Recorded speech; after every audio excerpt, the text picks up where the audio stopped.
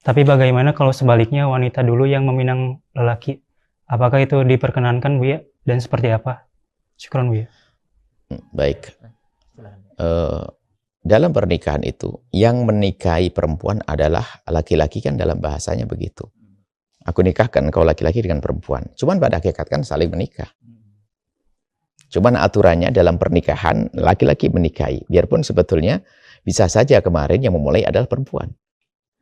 Dalam tunangan memang bahasa tunangan adalah seorang laki-laki meminang anak gadis. Tapi proses menuju ke sana bisa saja seorang perempuan mendahului. Biarpun bukan makna khidbah yang syar'iyah yang sesungguhnya, tetapi boleh seorang wanita adalah memulai meminang atau menawarkan dirinya untuk dipinang. Memulai, bisa saja langsung kita katakan boleh meminang, itu bahasa sederhananya begitu. Cuman kalau dalam bahasa fikihnya adalah bukan meminang, tapi dia menyampaikan pada orang laki-laki agar meminang dia. Dia memulai, misalnya saya punya anak gadis, lalu mengatakan pada seorang anak laki-laki, seperti Sayyidina Utsman.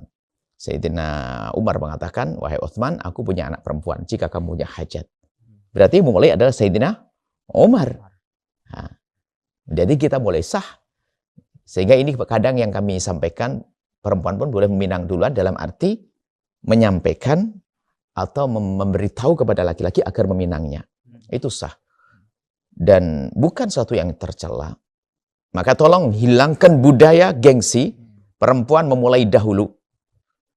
Nah ini yang halal nggak mau bagaimana? Yang haram mau malahan. Kadang-kadang itu perempuan yang katanya minang duluan nggak mau itu adalah mulai dari gayanya yang lengkat-lenggot, disapa sekali noleh 3 kali, si caper segala macam. Lah itu gitu aja mau, bagaimana dia dengan yang halal tidak mau?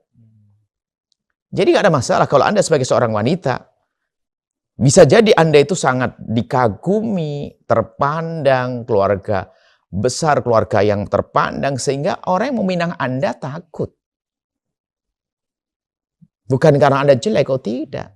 Tapi di saat Anda membuka diri misalnya, keluarga Anda berkata kepada keluarga pria, lalu mengatakan, wahai keluarga fulan, saya punya anak perempuan namanya ini, barangkali ada hajat, bismillah. Loh, mereka yang selama ini mungkin tidak pernah kebayang kalau akan menikah dengan perempuan tersebut, di saat diberi kabar begitu, senang.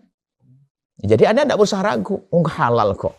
Kalau ternyata dia nggak mau, nggak ada masalah. Sayyidina Umar bin Khattab sebagai contoh, Sayyidina Umar punya putri namanya Hafsah. Ditawarkan oleh Sayyidina Abu Bakar, wahai Abu Bakar, aku punya anak perempuan, jika kau punya hajat. Sah, nggak ada masalah. Ini bahasa gengsi itulah yang selama ini ada di masyarakat kita. Anda gengsi, anak Anda sudah pacaran duluan. Anda mau gengsi apa? Dia sudah dibawa ke sana kemari, tidak malu. Dibonceng sana kemari, nggak malu. Yang halal malu. Apalagi mungkin Anda seorang anak, Anda seorang keluarga yang cukup. Anak Anda solehah, cantik, baik. Dan Anda pun di saat ingin punya menantu, tidak macam-macam. Saya hanya pengen menantu yang mungkin seorang penuntut ilmu. Ada seorang yang ngerti apa, mungkin Anda punya usaha. Saya mungkin seorang insinyur pertanian, peternakan, atau apa. Anda hanya merindukan itu saja, penting soleh. Saya nggak pengen dia kaya. Bisa saja begitu. Lalu Anda ambil seorang santri atau seorang sarjana peternakan dan sebagainya. Anda bisa. Tanpa harus orang kaya raya.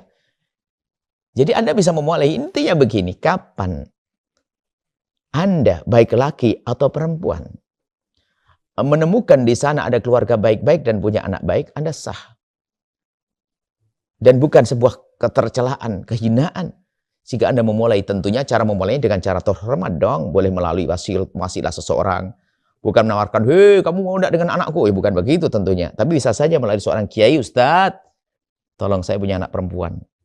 Di sana ada satu keluarga Ustadz, namanya Fulan. Tolong Ustadz bagaimana sambungkan? Ustadz tahu. Yang mulai kita nggak ada masalah.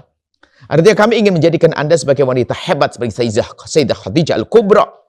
Wanita cerdas. Di Mekah ada seorang laki-laki hebat, namanya Muhammad bin Abdullah. Beliau dengan keluarga mendahului.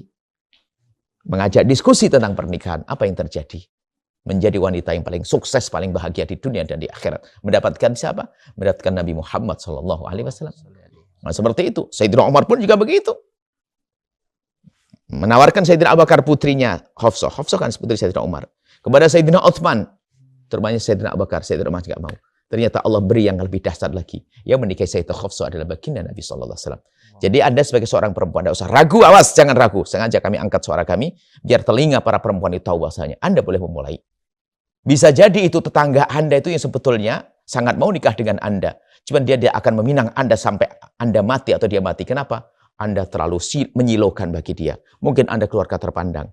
Sementara Anda sendiri sebenarnya cocok dengan dia. Kalau Anda tidak mulai kapan? Seperti itu. Nah, ada sebuah penulis, Dr. Abdul Yamani menulis kisah al-yadul ulya wal yadus sufla. Jadi tangan bawah dan tangan rendah. Ada seorang perempuan keluarga kaya raya, ternyata satunya adalah seorang keluarga fakir. Cuman sebetulnya diam-diam dua-duanya ada kekaguman, tapi tidak sampai pacaran. Tidak pacaran, hanya ada kekaguman. Yang kaya raya kagum dengan akhlaknya, laki-laki ini. Yang laki-laki ini kagum dengan keluarga ini, keluarga baik-baik.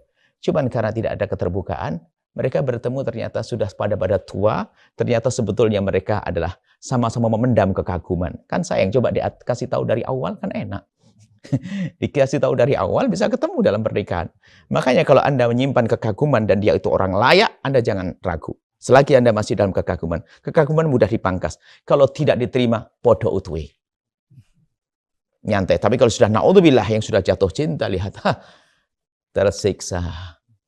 Makan nasi kayak makan pasir katanya. Ya bodoh dia. Nah ini nggak ada. Jadi jangan sampai ada kekecewaan, maka nanti ada ilmu bercinta nanti. Ada rambu-rambu. Bagaimana langkah-langkah orang mencintai.